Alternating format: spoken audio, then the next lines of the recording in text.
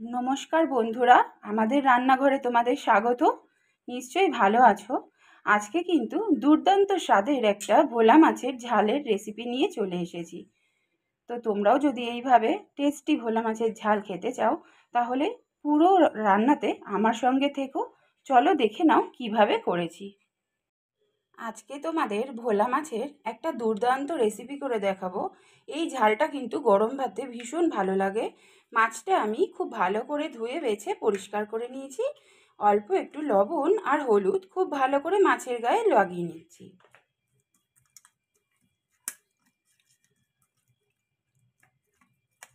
মাছটা মেখে 5 থেকে 7 মিনিট মতন আমি রেখে দেব। তারপরে খুব ভালো করে ভেজে নেব।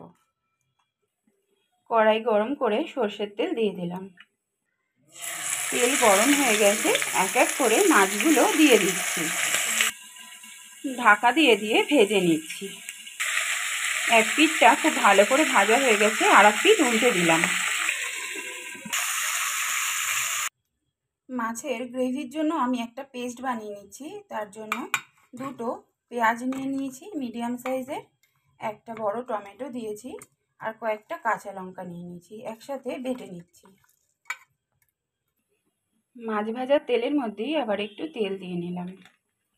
কালো জিরে ফোড়নে দিয়ে দিলাম। একটু নেড়ে চেড়ে নিচ্ছি তেলের মধ্যে। এবার আমি যে পেস্টটা করে রেখেছিলাম মাছের, সেটা দিয়ে দিলাম তেলের মধ্যে। ভালো করে মশলাটা তেলের মধ্যে ভাজা ভাজা করে নিচ্ছি। হাফ চামচ রসুন বাটা দিয়ে দিলাম। 1 চামচ আদা বাটা দিয়ে দিলাম।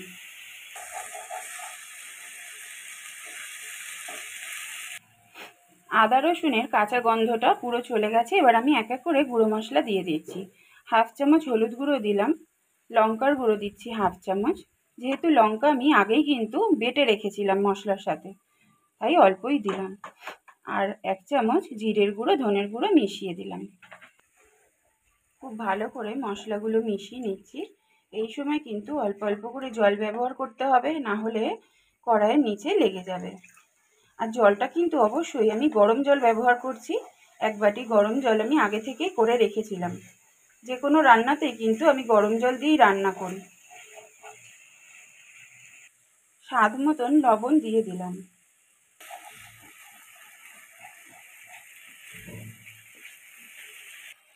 মশলাটা খুব সুন্দর করে কষানো হয়ে গেছে, দেখো তেল ছেড়ে দিয়েছে। এই সময় আমি মাছের গ্রেভিতে যতটা ঝোল রাখবো তার আন্দাজেই কিন্তু ওই আগে থেকে করে রাখা গরম জলটা ব্যবহার করছি। ঝোলটা খুব সুন্দর করে ফুটিয়ে নিয়ে তারপরেই মাছগুলো দিয়ে দেব। 4 থেকে 5 মিনিট মতো ঝোলটা ফুটিয়ে নিয়েছি। এবার এক এক করে মাছগুলো দিয়ে দিচ্ছি।